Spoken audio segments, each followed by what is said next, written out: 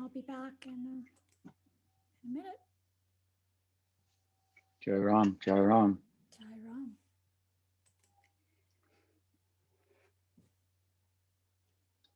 Well, it's good news and bad news, which is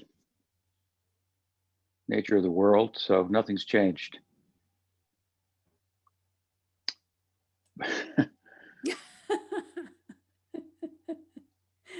Okay.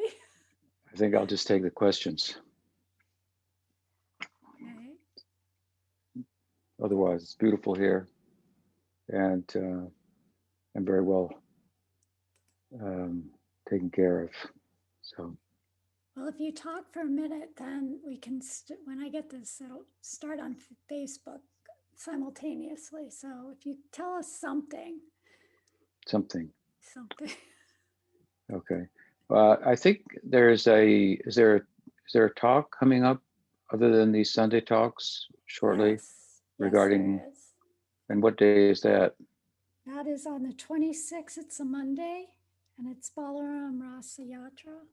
So it's a week from Monday or this coming Monday? Yes, it's a week from tomorrow. Balaram Rasa Yatra. Okay, yeah. I was looking on the calendar and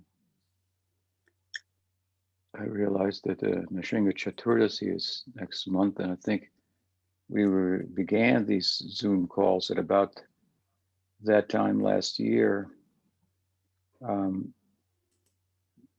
as a result of the pandemic. So it's been doing this for a year or so. It's been good though. I think so many more devotees have been participating and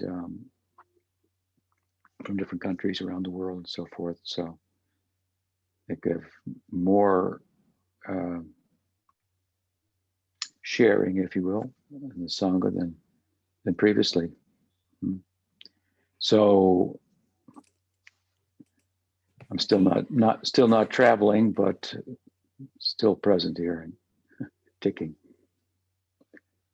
So you want to go ahead and ask the questions? Yeah, I just wanted to tell you how many questions we have so far. Okay. We have 5 questions, so you can gauge that. And Shamananda, you are up first. Jai Guru Maharaj. Jai. Good to hear your voice. Thank you. Yours too. So I have a question about a comment about Bhagavad Gita that I heard a couple of years ago, and I was trying to find the source of it, but I've been looking in many places, but I can't find it. So now I just want to ask you what you think about it. And the notes I wrote down at that time was Krishna actually spoke the Bhagavad Gita for himself, and Arjuna was just there supporting him, holding space. His words of encouragement to follow one's dharma was his way of trying to justify to himself that he had left the Vrajvasis for the sake of his Kshatriya dharma, etc. So what do you think about this?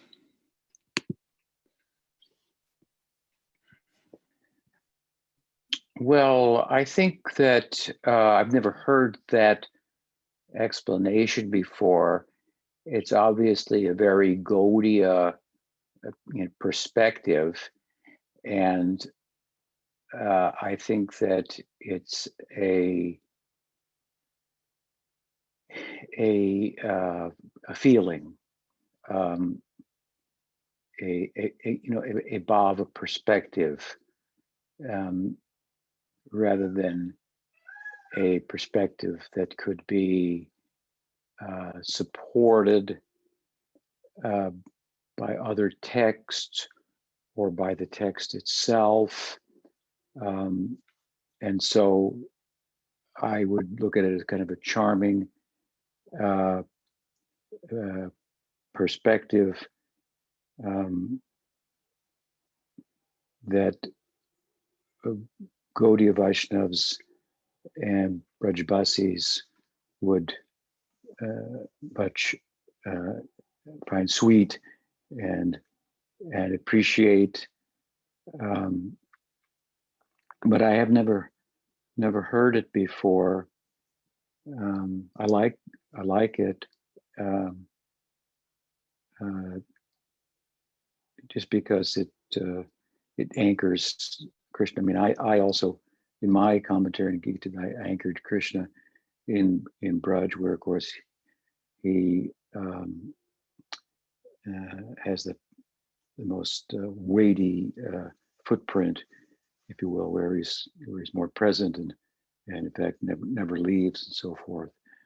And this seems to be another way of emphasizing that.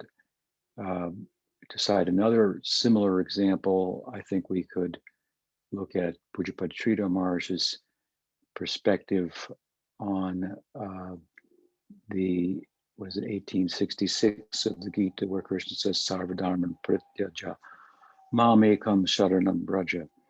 Braja means, to come or to go. So, but the word also as a verb, is it's used in the text is one thing, but Braj is also a noun that refers to a proper noun, that refers to a place, of course.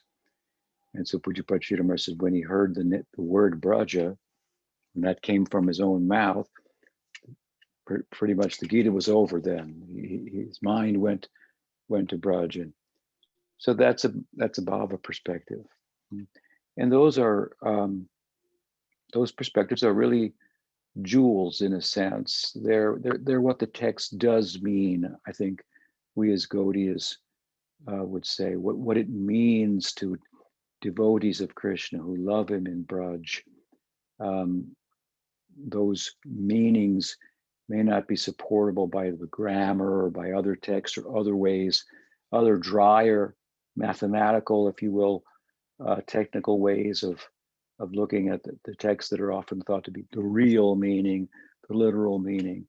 So these are what you're referring to as a subjective meaning, but it's a meaning, subjective meaning that a devotee has drawn from it, a way in which a devotee has been moved by it to think about it, and he or she is revealing their heart to us. What could be more valuable than that? So if you could find out who did it, we can go and listen further to him or her who said it. So again, if I understand it correctly, hope I did, and I'm commenting on it according to my understanding. The idea was that that Krishna's speaking kind of out loud to Arjuna, who's holding the place, about Dharma, to justify in his own mind to some extent why he left, or apparently left Braj. He's not in Braj at the time. Is that correct? Yes. Yeah. So that's the way I would look at that. Again, when devotees have such ideas, some people say, well, that's not what the text means. That's, yeah, but it's what it means to a devotee who has real standing. And that's very kind of them, generous of them to share that with us. Thank you for that. Thank you, Jai Guru Maharaj. Thank you. Shri Krishna Bhagavan ki jai. Jai. Brajendranadan Krishna ki jai. Jai. So He's Eric, he's Rasaraj. Maybe not Dharmaraj, but he's Rasaraj. okay, so Eric, you're next. Eric. Dandavats, good morning, Maharaj. Hare Krishna. So my question is regarding the topic of shaktivesh avatar and trying to understand exactly what that entails. So far, my understanding is that shaktivesh avatar is a jiva who happens to be empowered by Bhagavan for a particular purpose, but is not Vishnu Tattva or Bhagavan himself. However, sometimes in Srimad Bhagavatam, Srila Prabhupada seemingly speaks of Maharaj Prithu amongst others as if they were Vishnu Tattva, such as in the purport about Maharaj Prithu, where he states, this indicates that Prithu Maharaj is directly the Supreme Personality of Godhead and therefore possesses unlimited good qualities. the Supreme Personality of Godhead is fully equipped with 6 kinds of opulences, and King Prithu was also empowered in such a way that he could display these 6 opulences of the Supreme Personality of Godhead in full. Based on an article of yours that I've read, which kind of addresses this topic indirectly, particularly in regards to omniscience in relation to Guru Tattva, I remember mentioning that Srila Rupa Goswami concluded that even a completely pure jiva, pure devotee, can only attain a certain percentage of the qualities of Bhagavan, and only to a minute extent, with omniscience, for example, not being included amongst these.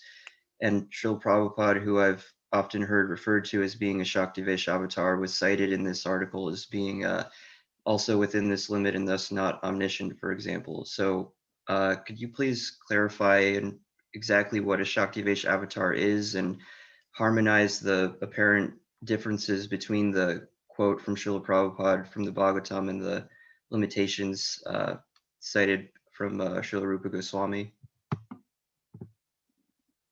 There are two types of shaktivesh avatars. Can you hear me? Yes. Yes. There are two types of shaktivesh avatars.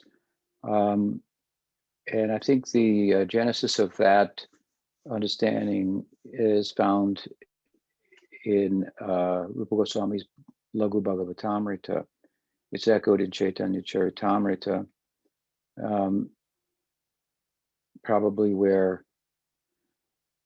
Chaitanya Mahaprabhu was speaking to Rupa Goswami or Sanatana Goswami, Rupa Siksha or Sanatana Siksha in the Madhya Lila, later chapters, 19, 20, I think, of the Madhya Lila. And one type of Shaktivesh avatar is a jiva that's empowered by a certain power, the power of knowledge, the power of bhakti, the power of Palana Shakti, for example. You refer to Prithu. Palana means to rule. So here was a king empowered by God, to rule over his constituency. And so that's one type of Shaktivesh. And the other type of Shaktivesh avatar is thought about in a couple of different ways. One of the ways is that he is actually Bhagavan himself, Vishnu Tattva. So there's Jiva Tattva empowered by Vishnu Tattva, or by God, and then there's Vishnu Tattva itself, an aspect of it, I suppose you could say.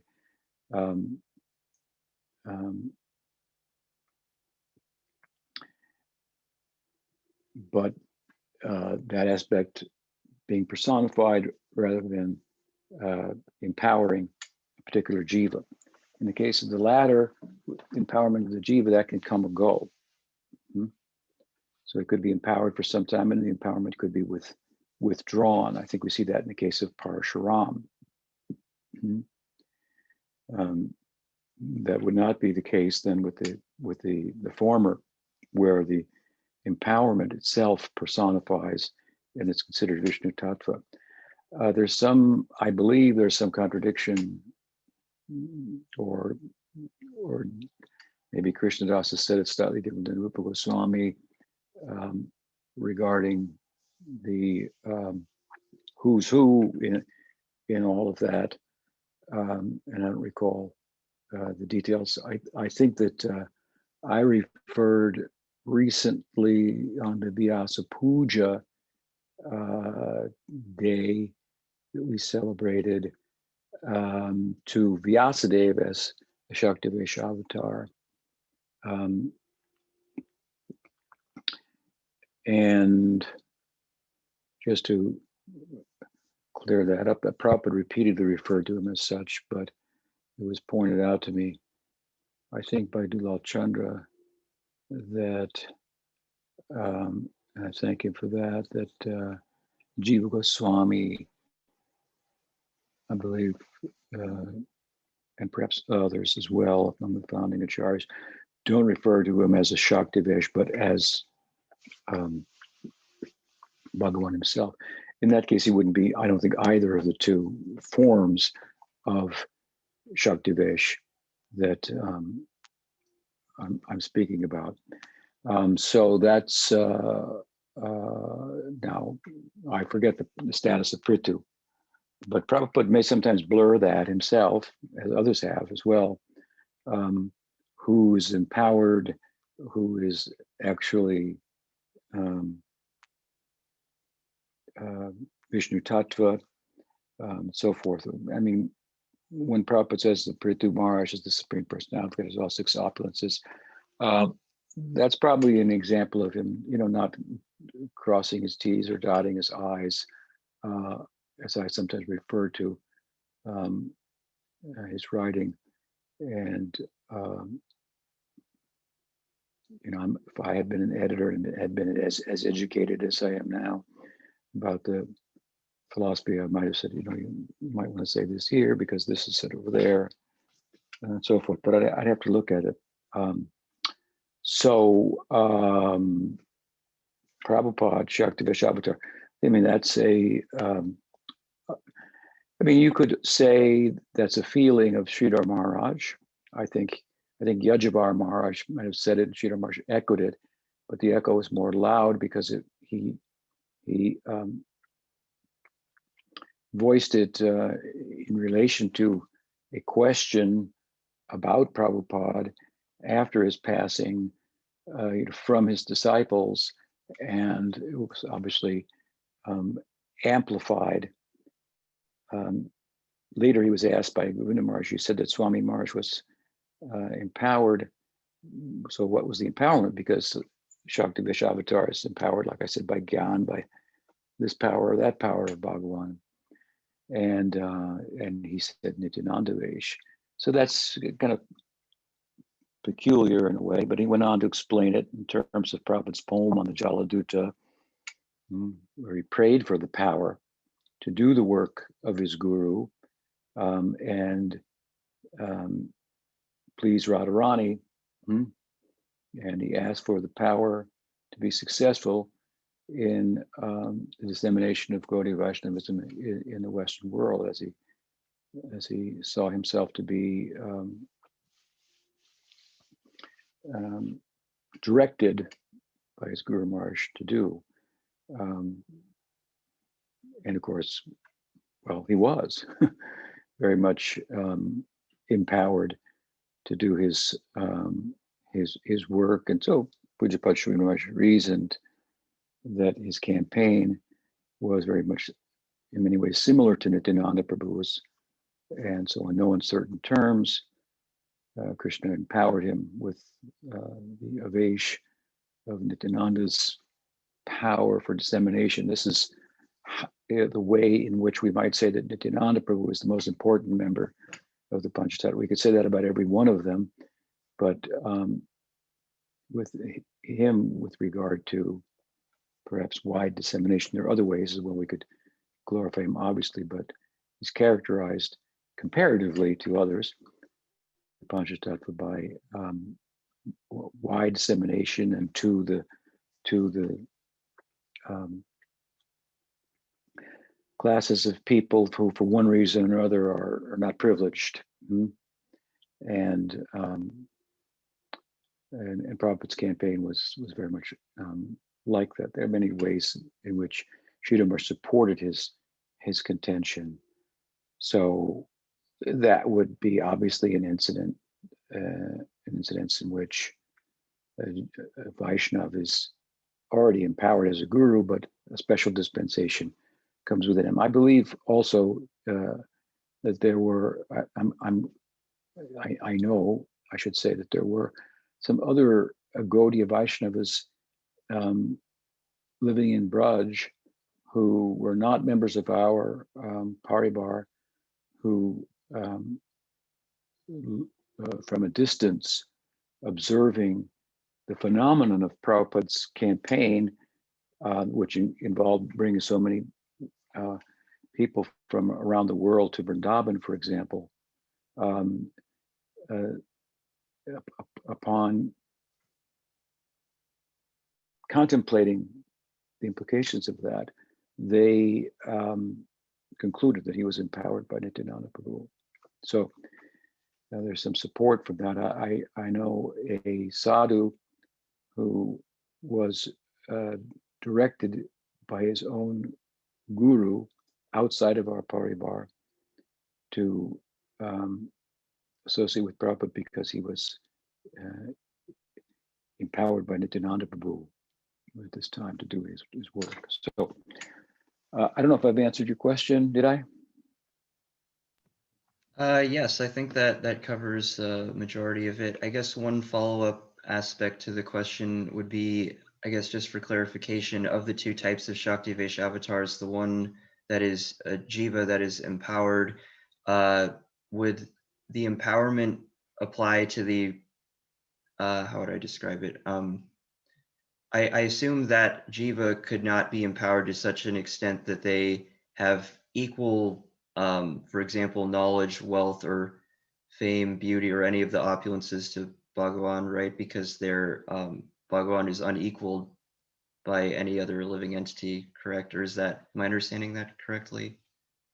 I wouldn't say that. I would say that he could empower anyone to be as like him as he wanted for however long he wanted.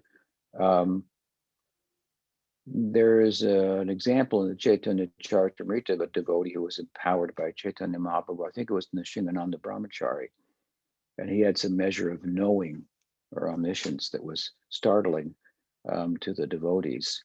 But the term omniscience is used in different ways. It's often used to refer to someone who knows things that other people wouldn't know, and by some mystical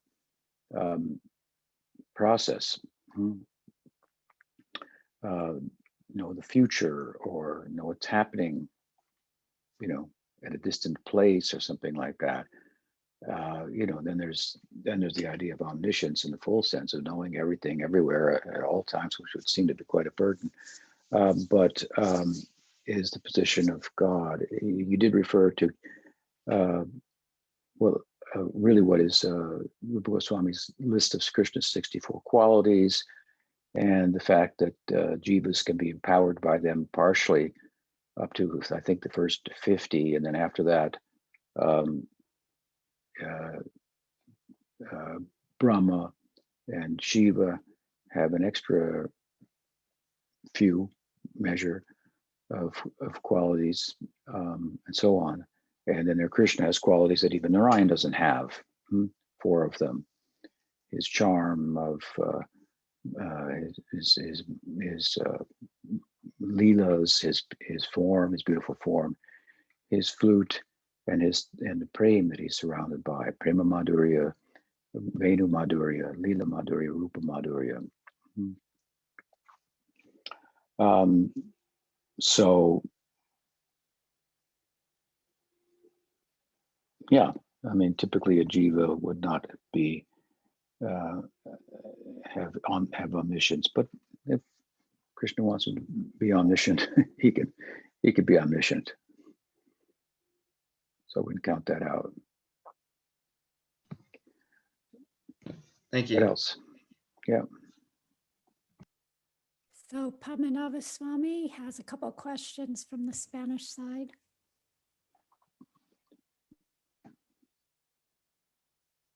Yes.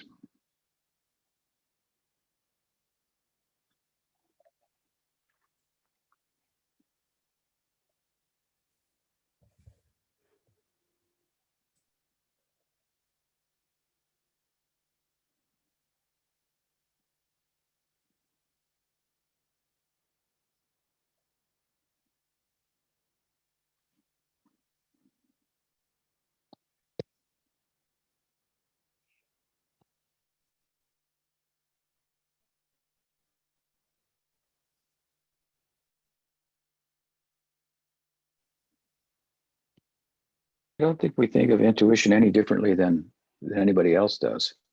And I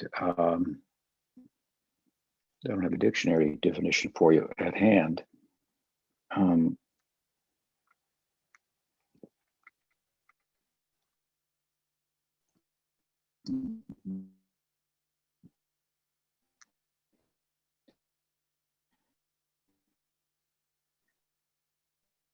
maybe the difference is that,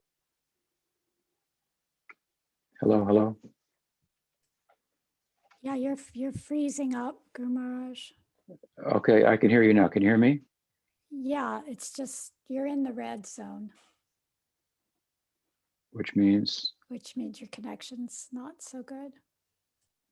okay, well, you can hear me now. Can hear you now. It's better. Because we have a worldview that includes the idea that we had previous lives and so forth, I think that people might know things that are based on previous life circumstances, familiarity with an area that others in the area, might not have, that seems mystical and so forth. And based on a previous life, one might have insights that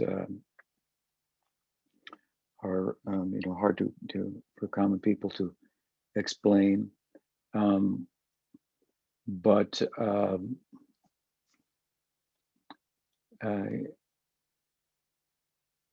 I guess to intuitively know rather than knowing by thinking something out, a kind of a spontaneous knowing or inclination. It's common amongst humans, and I don't think we have any special explanation for it that other than, as I say, because we believe in previous lives, perhaps that may be a factor or a way of explaining some what might appear to be uncommon insights that others have. But based on our experience overall, what's stored in our chitta, in a subtle body and whatnot, we may know things, intuit things in a certain area, a certain field more readily than others. So I think overall it's just based on the accumulation of impressions in this life and other lifetimes that sometimes show themselves um, in the form of a kind of knowing that seems to transcend the knowing that's arrived at by thinking and reasoning about something.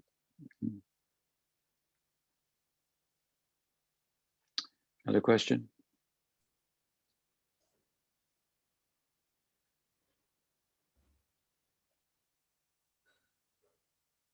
Yeah, go ahead, read it.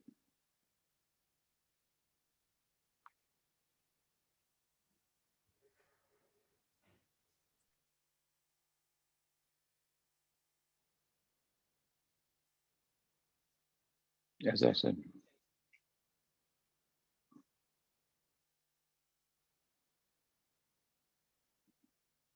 Mm-hmm.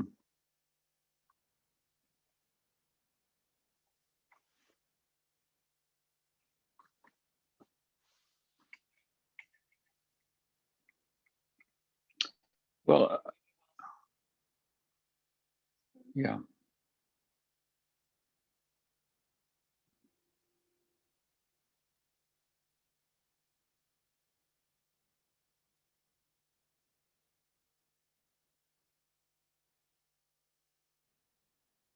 Yeah, I wouldn't uh,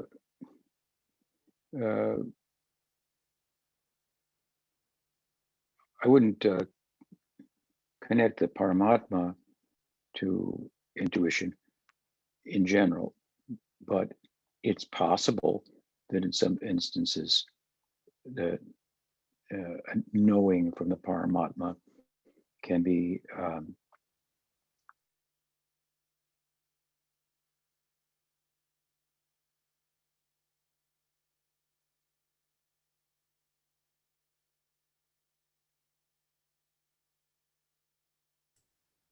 So it looks like we hello? I'm lost back. Gurmas. Oh, there you are. Hello? Okay. Hello? We can't hear you. You'll need to click on the English again and the mute original audio.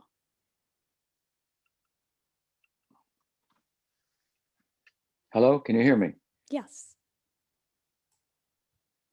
Okay, so you were talking about the Paramatma and intuition. Seems like a bad connection. There, can you hear me now? Yeah, You can hear me? yes, we can hear you now. Yeah, okay. Yeah, I mean, it's possible for the Paramatma to give insight to the Jiva, whether the Jiva knows it's coming from the Paramatma or not. I think that the conscience may sometimes be connected more to the Paramatma than the notion of insight. So conscience is kind of like, you know, a knowing that this is right and I should be doing this rather than that. And sometimes that's tied to, in some people's thinking, to God, in within the Jiva, in the heart. But sure, Paramatma could give insight, and it could be expressed as intuitive knowing. But I don't think that's the common case. The common reality again is that there are sometimes ways of instances of knowing without reasoning about it, but it comes from our collective impressions that express themselves. So what else?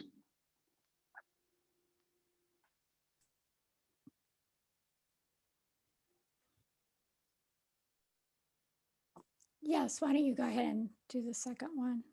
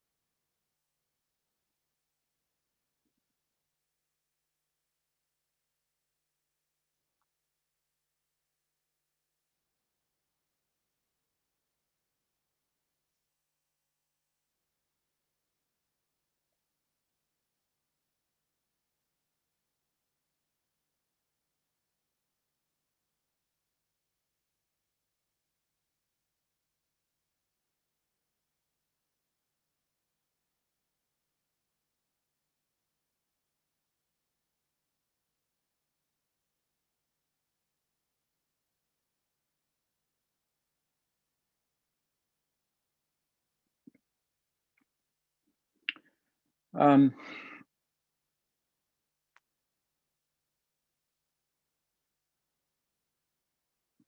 the fact that Chaitanya Mahaprabhu was a Pandit prior to his showing himself as a Vaishnava, um, um,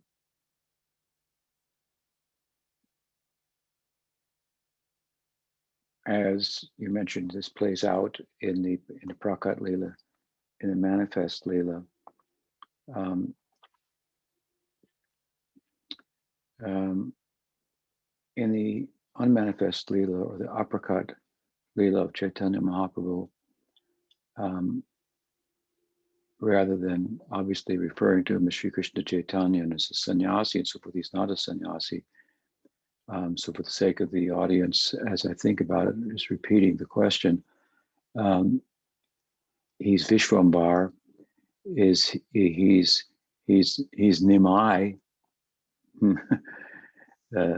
for having been born under the neem tree. Of course, he's not born in Apricot Leela either, but they still call him Nemai.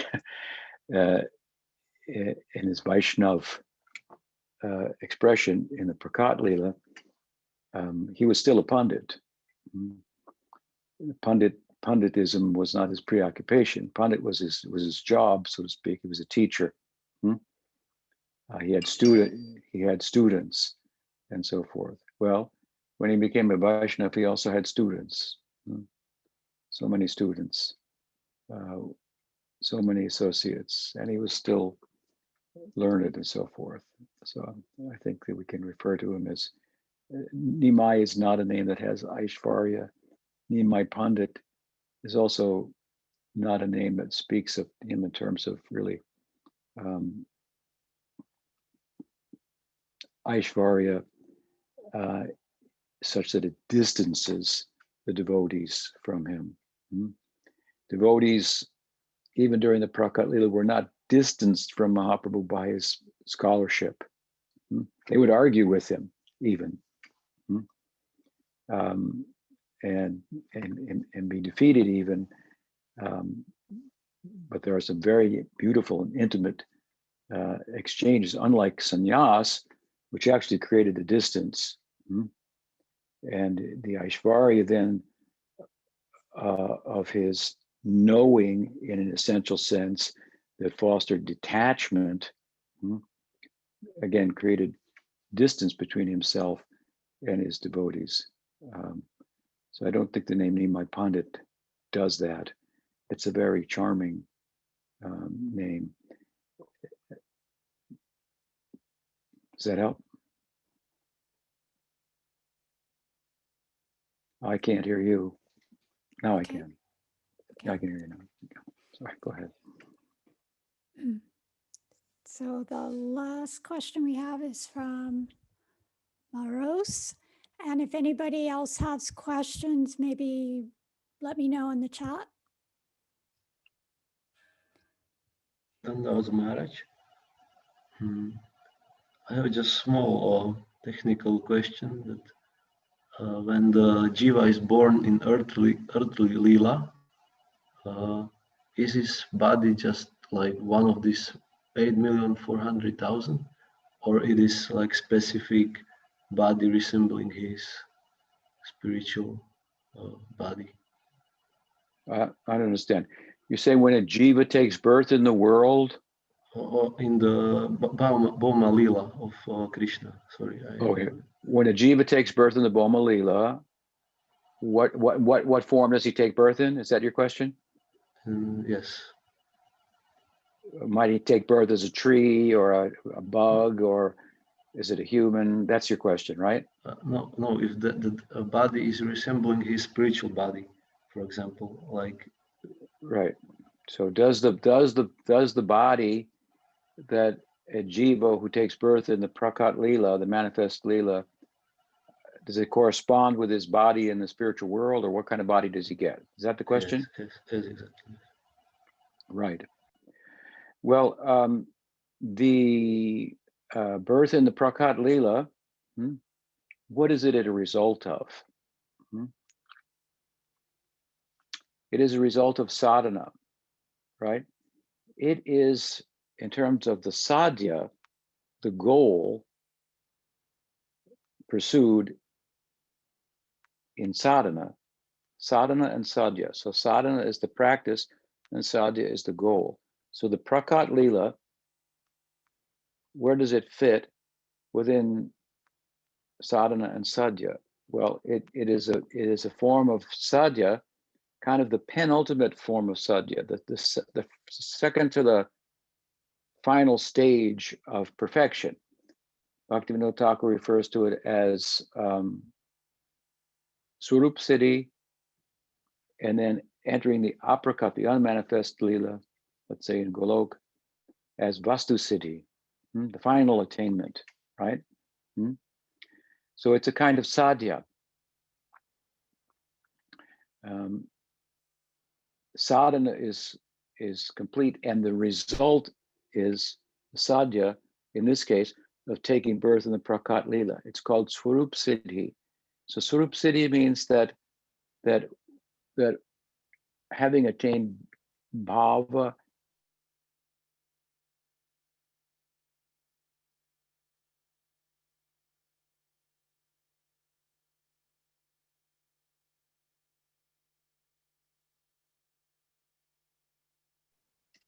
hello? Did we lose him again? Hello? There you are. Remember to press English and mute I'm back original again. audio. Yeah, I'm back again. sorry for the technical difficulties. We're waiting for relief from Elon Musk, who has got us on his list for his new internet service through satellites that he's launching throughout the world. We're on the list later this year to be on his beta program for his, so we'll have good service. But back to the question. So the sadhya, the sadhya is a result of the sadhana. So what kind of sadhana you do, that will determine what kind of sadhya you will attain. So when we enter bhava bhakti, then our bhakti is fully informed. The sambandha, if you will, is fully manifest. And so the practice, the abhideya in bhava bhakti, is a practice that's fully abundant. So it's something that it is a constituted of a particular bhava, like Sakya bhav or Madhurya bhav, and through sadhusanga, one in the early stages, one gets influenced by that, one practices, and what one practices, that becomes one's perfection. So our sadhana really is the cultivation of this swarup, with a focus on where we should be focusing at that particular time in our stage. And when we enter in bhava bhakti, then there's a hands-on, so to speak, cultivation, spontaneous and natural cultivation of that swarup. And when that is perfected, that's called swarup siddhi, one is fit then to take birth in the prakat lila. So he or she will take birth in the prakat lila in a swarup as a gopa or a gopi, in Sakya rasa or Madhurya rasa, if it's coming from our sampradaya.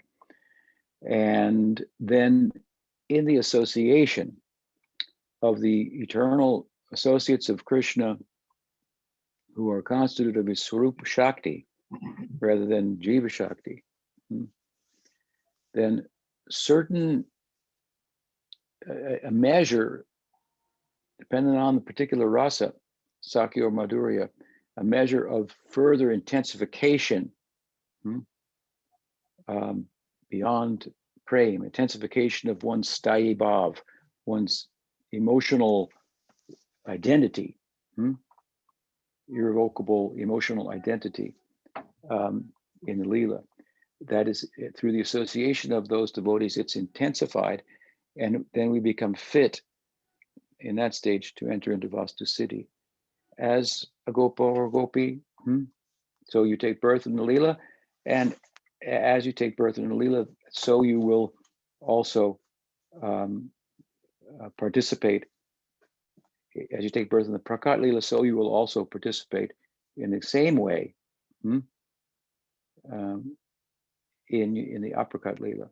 So we find, for example, the sages of Dandakaranya and the presiding sages presiding over the different Upanishads, they had insight into Gopi Bhava. They cultivated it through the contemplation of the Gopal mantra, and they took birth in the Prakat Leela. And so in the Rasa Leela section of Srimad Bhagavatam, then we find some gopis were held back. They could not join Krishna. They were held back by their husbands, it said. They couldn't join Krishna when he played his flute and invited them. These were thought to be sadhana siddhas who took birth in the Prakat Leela. And the separation that was created at that time caused further intensification of their prema and made them,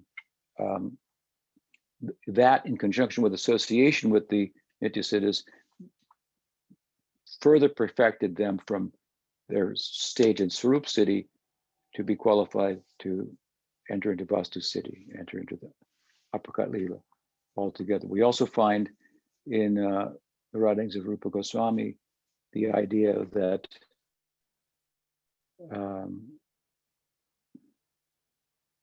sadhakas of other of Sakyabhav also appear in the Prakat Lila. There's an example of someone, but Salyabhav also, Dasaras as well. But in our Sampradaya, it's Sakya and Madhurya predominantly. So that should answer the question. If it's not clear, please let me know and I'll try to further clarify. Does that help? Yes, it's clear now. Thank you. Well, since that Okay. last question, we now Okay. have 5. Can you hear me, Gurmas? Oh, now you're frozen again. Hare Krishna. Hare Krishna. Okay, there you are. Okay, since I asked people to let me know if they had questions, we now have 5 more questions. So Okay. the next person was Omkar. Jai Gurmas, good morning. Mm. I wanted to ask about Prabhupada's Bhagavatam versus Vishwanath Chakravartis, and kind of in general for me has been lingering in my mind. When I talk to people who are interested in bhakti and they ask me to recommend a book, and I find myself hesitating recommending Prabhupada's Gita or Prabhupada's Bhagavatam, just because there's so much controversial stuff that almost calls for a tika of their own to explain Prabhupada's things. And I guess it doesn't matter in the end if people will follow through, if they're not interested after they're being turned off by some comments about women or something. But still, I'm hesitating on recommending Prabhupada's books to people. And I find this disturbing then again to myself and questioning, why am I disturbed about this? So I was wondering if you could say about Prabhupada's Bhagavatam, for instance, versus Vishwanath Chakravartis, which I've been reading recently, and it's much more in depth and definitely not newcomer friendly. Does that question make sense? Yeah. There's a term that many of Prabhupada's disciples have coined to describe books other than his that are written about Gaudiya Vaishnavism by his disciples, and that's a bridge book.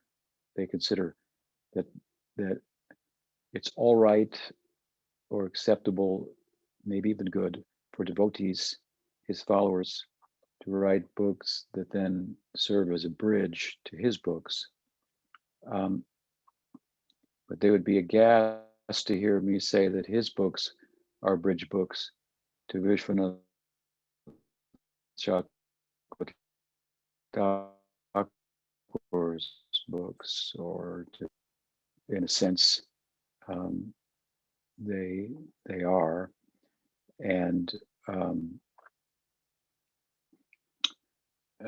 so the way of Guru Parampara is in terms of writing, is to try to make present literature that is attuned to the times and so forth, and it helps to bring people into the teachings.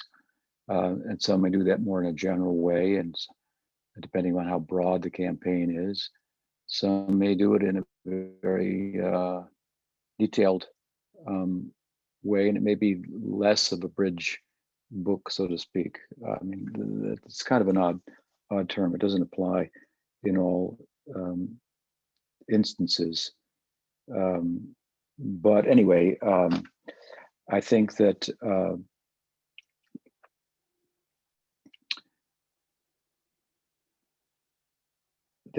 some of the cultural and social sensibilities of Prabhupada that come out sometimes here and there in the book, which I don't think are really prominent features of the book, but they could stick out to the minds of some modern readers, depending on their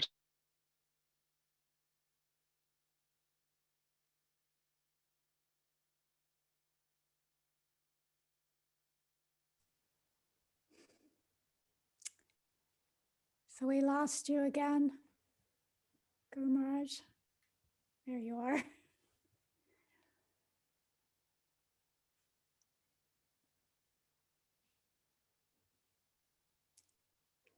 You're muted. Okay, now we can. Sorry about that. We live in a very rural area. Yeah, so some of the cultural and social sensibilities that are expressed at times by Prabhupada would be similar to those of Vishwanath Chakravarti Thakur, Rupa Goswami, Krishnas Kaviraj Goswami as well. If not, they might even be more in a direction of, with regard to those things that would be off-putting to persons. How often they come up in their writings, you know, it may not be as often, although they would share the same sensibilities.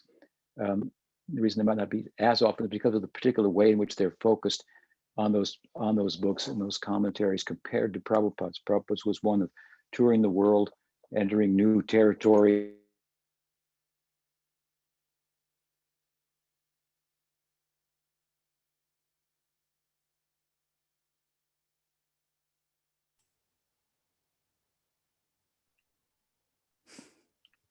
Dealing with social circumstances. There you go. Now we can. Dealing with social circumstances that were new and so on and so forth. Some of his commentaries are relative to what's happening in his movement at the time and what the government is saying about his movement and how he is engaging people that otherwise in other circumstances had not yet been introduced to bhakti and so on and so forth. So some of those things come out a little bit more perhaps, but the sensibilities again that he shares there at times would be surely shared by Vishwanath Chakravarti Thakur, Rupa Goswami, Krishnadas Kaviraj Goswami as well. So which speaks to the need of current books today that are not necessarily just a bridge book to his book necessarily, but books that are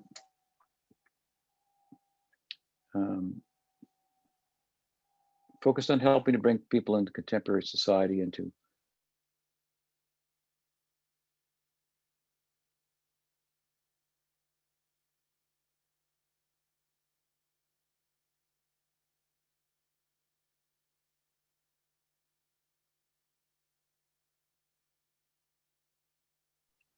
sorry again.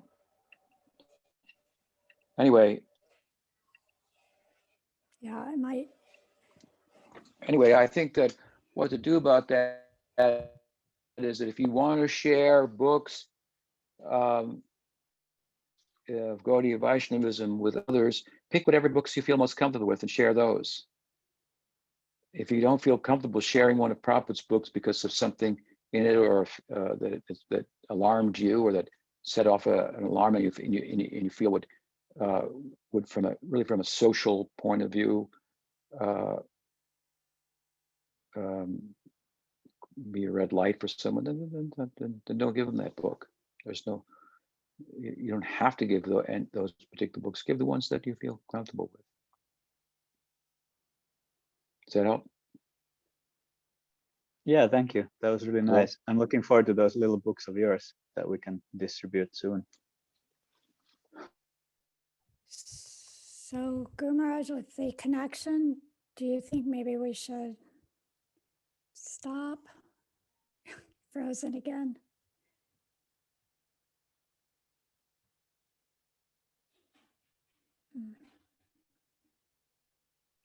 So, just wondering if maybe we should probably end it here. Yeah, I think we're having too much difficulty. But again, as I say, give whatever book you feel comfortable with. No problem.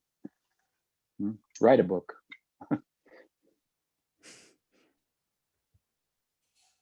Nice.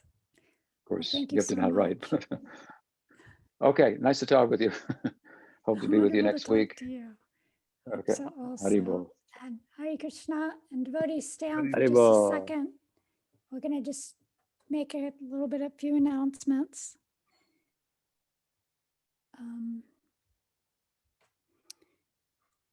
Hare Krishna, can you hear me? Devotees, anybody? Okay, just want to remind everybody about the classes. Every day now we have classes at 11:30 in the morning. Oh, I got somebody. Can everybody mute themselves, please? Okay. So on Mondays, we have Paramatma Swami, he's doing the Brahmara Gita. Tuesdays, we have Ashram Maharaj doing Sharanagati. On Wednesdays, we have Dulal Chandra doing the Krishna Sandarbha.